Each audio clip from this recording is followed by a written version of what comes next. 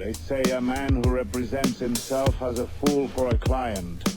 Well, with God as my witness, I am that fool. What up, Wizards? It's Dev. Mtg, we like it in Magic cards, and just to catch you up, in case you didn't know, we talked about old Eddie Mac over here, Edgar Markov, and the Mardu Vampires deck earlier this week. And it was a fun deck. I like tribal stuff, and just slam some vampires on the table and swing them sideways, whatever.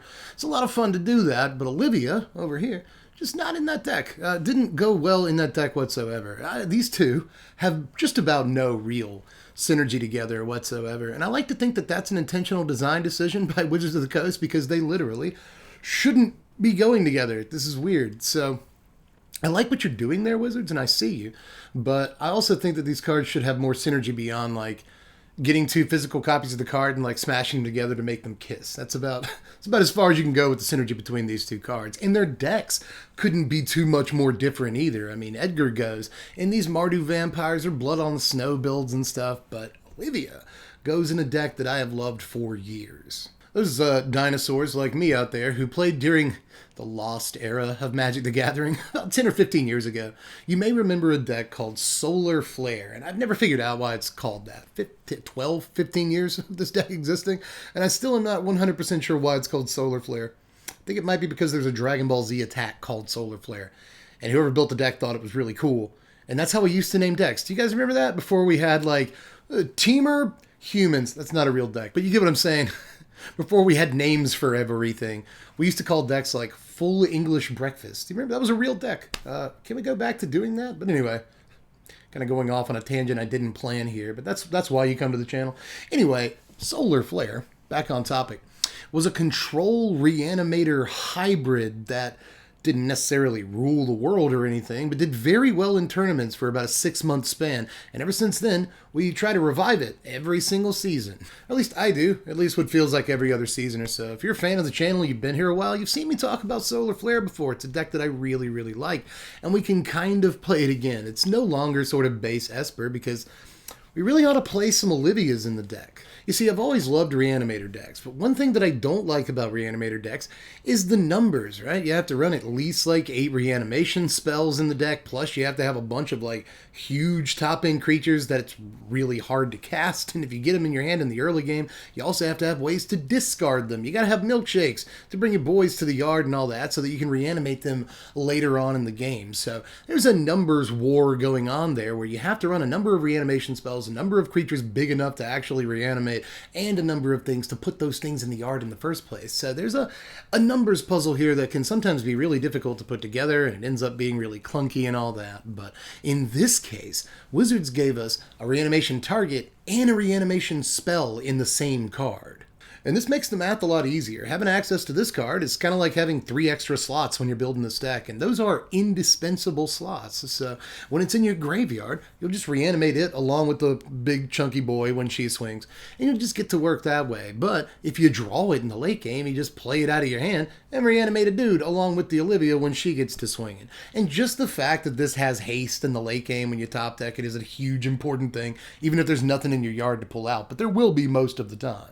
And she has plenty of viable suitors in this deck, the most attractive of which, if I had to actually marry her off to one of the creatures in this deck, it would definitely be Hullbreaker Horror. Old Double H over here is even stronger than Triple H and does come from a long pedigree of cool control finishers like this. Flashy, big 7-mana blue creatures and all that we've seen time and time again from format to format. But this, I think it's the best of all time.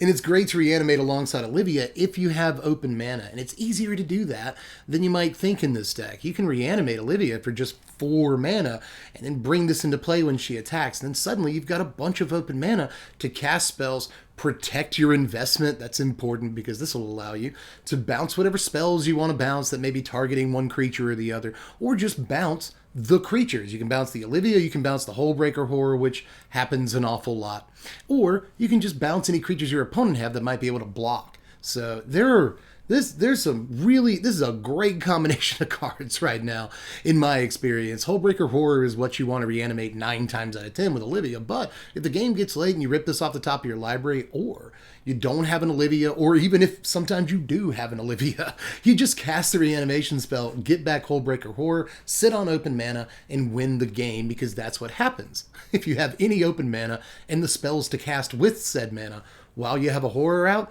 probably going to win. You're probably going to win that game. It's really difficult to lose a game while you have this on the table and spells to cast. And it's just a big boy. It's a 7-8 body, a big old boy. But anyway, that means you swing 10 with Olivia in the game in 2 bites. So this is usually what you do. But in case you don't have access to that, or your opponent has some creatures on the board that you don't want to be on the board anymore, there's also 2 copies of Cemetery Desecrator in the deck. This thing is really good. Now, at one point, I said this card wasn't Noxious Gearhulk, and I was right. This card's better than Noxious Gearhulk, like 80% of the time. It's been really, really good so far. It can target more things than Gearhulk. It can kill indestructible stuff, and often we'll have the things in our graveyard to exile, or sometimes opponent will have stuff in their graveyard to exile and make this happen. We have lots of stuff in this deck that's either instants and sorceries that we can exile to kill stuff, or we can discard things into our yard with our various discard things to then target with Cemetery Desecrator's ability and kill something on the other side of the table. And it's really awesome that this happens when it dies and when it enters the battlefield. When you reanimate with Olivia, it pretty much immediately kills the thing, which is really sweet. But then if it dies for whatever reason, note, by the way, that if Olivia leaves the battlefield, it's exiled. But you can bounce it back to your hand if your opponent puts a spell on the stack targeting Olivia. You can even kill it with one of your own removal spells to put it back into your graveyard for later reanimation. And sometimes that's a heads-up play that's necessary. Either way, though, the fact that this triggers on death matters an awful lot, because sometimes it'll effectively 2-for-1 your opponent. You killed something when it came into play, you killed something when it died. Sometimes it'll die on blocks, take the creature that blocked it with it, and you'll get to kill something else. So it's like a 3-for-1 in some ways. Or sometimes, if it gets blocked by a 7/7 or it blocks a 7/7, it dies, just exile like a 3-mana cost thing, and suddenly, you kill the 7/7 like Ren and 7 token. So, there's a lot of really cool things just about the fact that this triggers when the card dies, as well as when it ETBs. We've got 1 copy of Burning Rune Demon, the ability to go and get 2 huge other creatures, which is mostly what we're going to go and do most of the time, is awesome, because one of them's going in our hand, and we very likely have the mana to cast it within a turn or 2, if not the next turn. Other one goes in our yard, we can just reanimate that later. We can also just get 2 impactful spells, a Divide by 0 and a removal spell, or a sweeper and a divide, or something like that. And whichever one our opponent lets us have will still have an amazing effect on the game. The ability to tutor for something important is awesome on this. It comes with a 6/6 body too, so let's play one of those. But we've also got a copy of Zareth San in our deck. This has been awesome, and it's actually the most recent addition to the deck. I found that I didn't have enough big dudes that I wanted to reanimate, right? So I was looking for another awesome thing, and I went through Dreadfeast Demon, and it kind of underperformed, so I eventually landed on this card, and it turns out that especially when it kind of comes out of nowhere, it's incredible. And it doesn't even have to be reanimated by Olivia or a reanimation spell. You can just cast this at the end of your opponent's turn and catch them flat-footed most of the time. This is a sick card when it does hit, and it's really not hard to make it hit.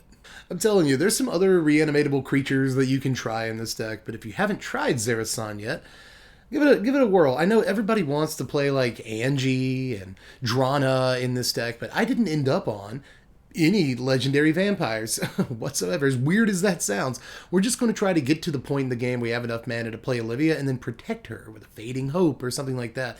If we absolutely have to abort the mission at that point, we wait until our opponent taps out and then we do the Olivia or the reanimation spell or whatever.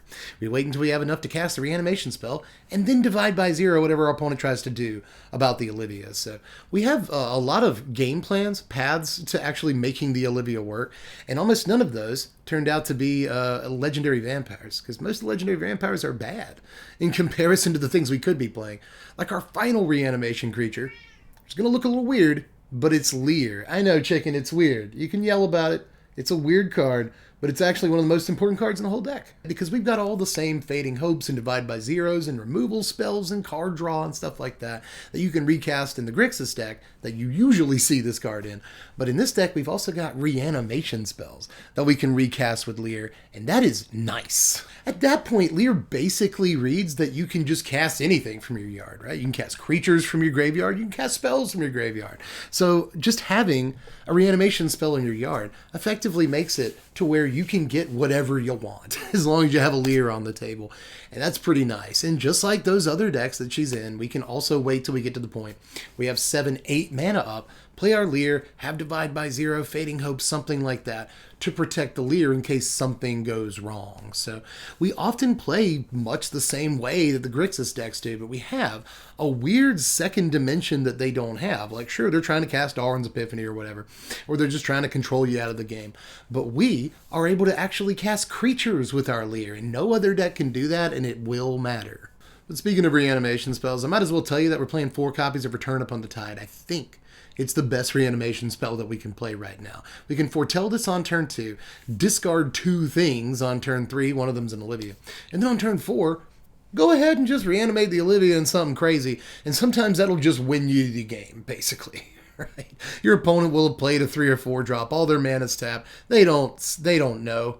They don't know you're gonna do this, so I feel bad for some people when we end up actually pulling it off. But a turn 4 reanimation spell with a turn 3 milkshake is exactly the order that I want to be making in Standard right now. But let's get to all the various things we're playing in the deck that let us grab these big fat boys out of our yard and just throw them on the table.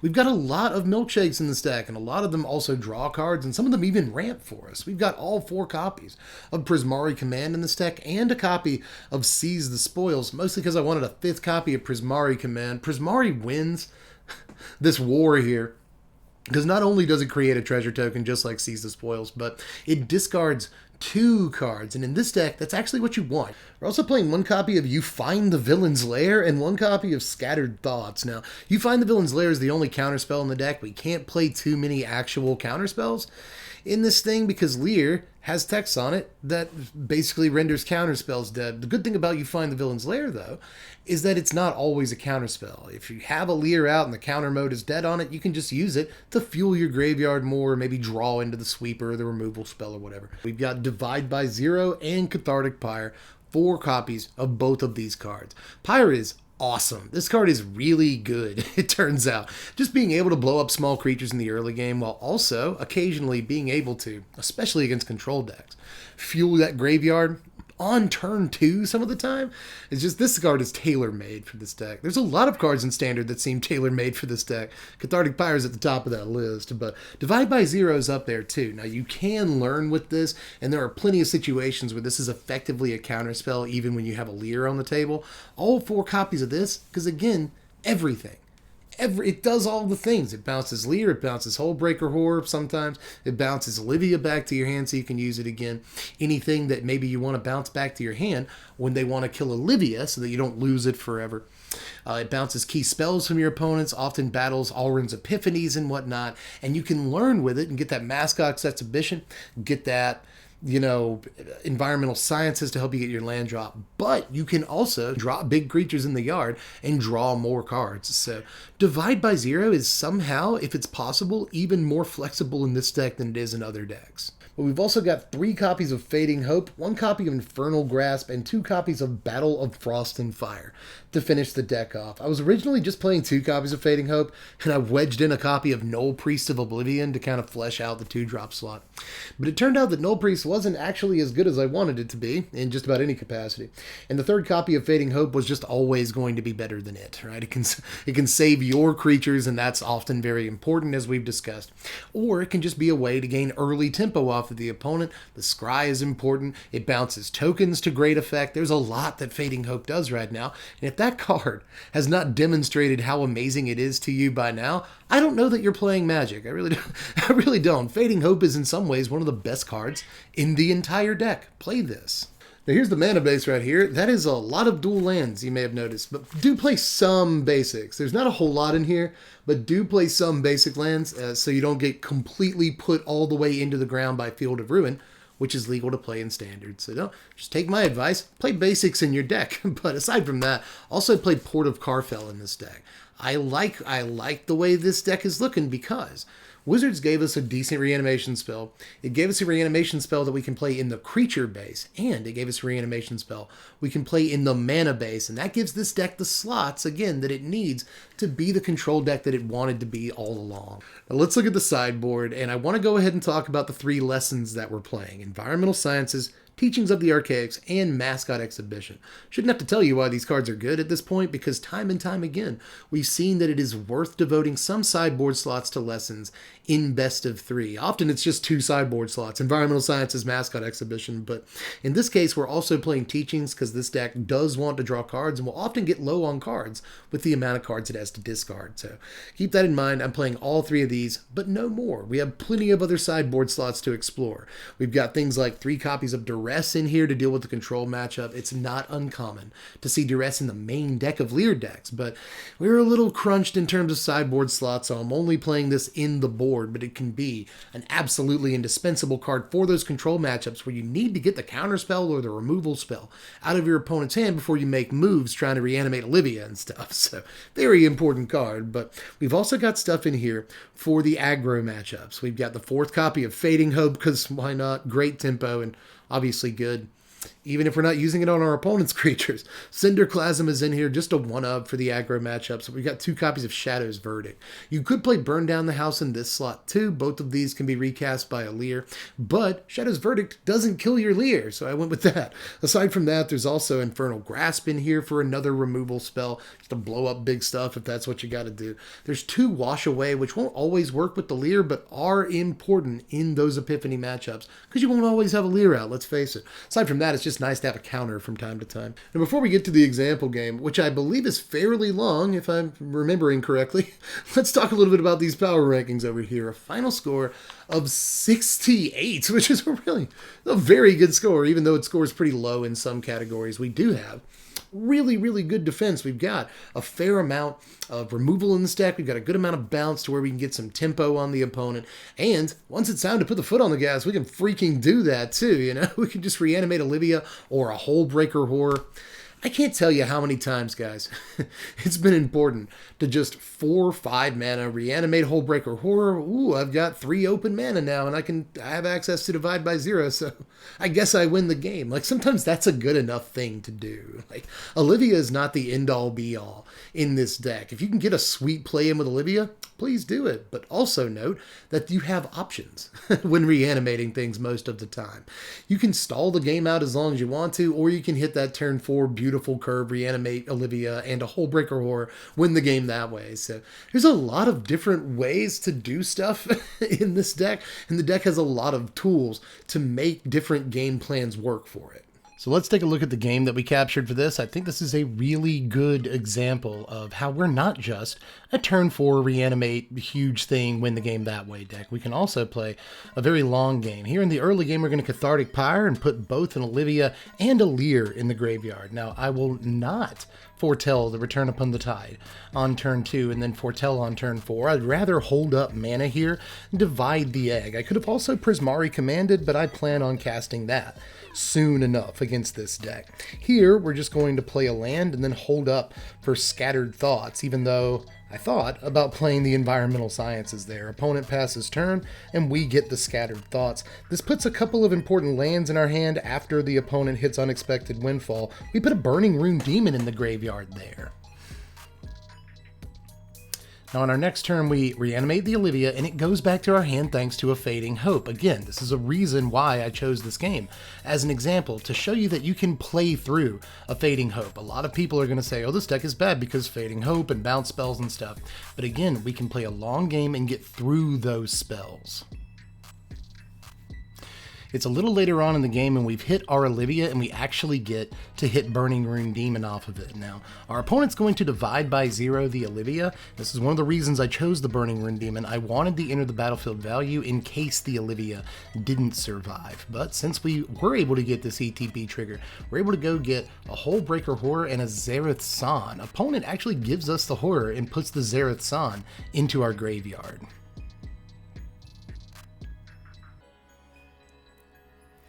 Now this next turn, we'll resolve Olivia yet again, and we get the Battle of Frost and Fire trigger off of it. We just get rid of a land here because I'd rather have the threats in my hand at this point. We get a Zareth San back. Opponent hits Hullbreaker Horror, we divide it by 0, and then with the Zareth San trigger, we're going to end up getting the Leer out of the yard, and the opponent will oops us. Now that's because they have Hullbreaker Horror and a spell they can cast in their hand, and we actually know that. So opponent hits Hullbreaker Horror and then hits Cinderclasm. That allows them to bounce the Leer back to their own hand. This should be a demoralizing play, but instead we just hit Return Upon the Tide on our own Leer in our graveyard. That opens up our entire graveyard to be cast. And at that point, we have access to many of the spells in our deck. Our opponent resolves their own Leer, opens up their graveyard. And from here, we're in the classic Leer versus Leer, Hullbreaker versus Hullbreaker matchup that's been really important this season, but instead, we just resolve Olivia, win game. Good game, opponent, but that is all I've got for this one. I hope you liked Lunar Flare? That can't be right. It would have to work with the day-night cycle in some way, so maybe I should have used the Celestis, right? You can discard cards to that. Ramps you into your big guys. It could have worked, but either way, I'm not sure that the Celestis is what we want. But hey, the Grixis Leer control decks play the Celestis. Maybe I missed a trick here, but in any case, deck worked well enough for me, one way or the other, but we should have used the Celestis so we could call it Lunar Flare. Am I crazy? But anyway, hope you enjoyed Solar Flare version 12.0 if you've been watching the channel for long enough, but one way or the other, this is one of the more powerful decks that I played in a good long time. Aside from that, just let me know how you felt about all the goings on today, how you'd build the deck, what big fat dude you'd put in here, or maybe you'd make the deck a little bit more creature oriented. There's probably a more sort of treasure-centric version of this deck that can ramp into stuff faster that I didn't do. So just let me know how you're doing it down there in the comments section and how you like what I did. But aside from that, like the video, subscribe if you haven't done it yet. We're trying to get to 7 million subs, and we just hit 124K. So maybe at least help me get to 125K. Yeah, hit that subscribe button if you haven't done it yet. And if you haven't done any of this, give it a shot too. Even if you if you have done this, you can still do it. Go over to Twitch, where we're going to be playing some Magic this season. We're trying to climb from Bronze to Mythic this season, and I'm only laddering on stream. I had to tank my rank for 2 months from very high Platinum. Actually, it was very high Diamond, all the way down to Bronze.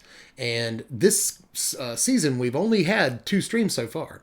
And we have already made it from Bronze 4 to like Silver 1 or something like that. So we are marching to Mythic this season on the streams. Why don't you come join us for that adventure? Aside from that, check out the Patreon, $1 a month to vote on what decks you want to see around here. And this was actually a tie. I had to break the tie. So imagine if you were a $1 patron, you could have broken the tie and perhaps seen the Ill-Tempered Loner Boros Infinite Combo deck instead of this deck, if there was just one more person to vote. Think about that. So head on over there, link in the description to the Patreon. And aside from that, follow me on Twitter, I guess. You don't have to, but if you want to, you can. But that's all I got for this one. So I will catch you cats later. I am Deb from The Place. Thanks for watching, Wizards. Spread love and be kind.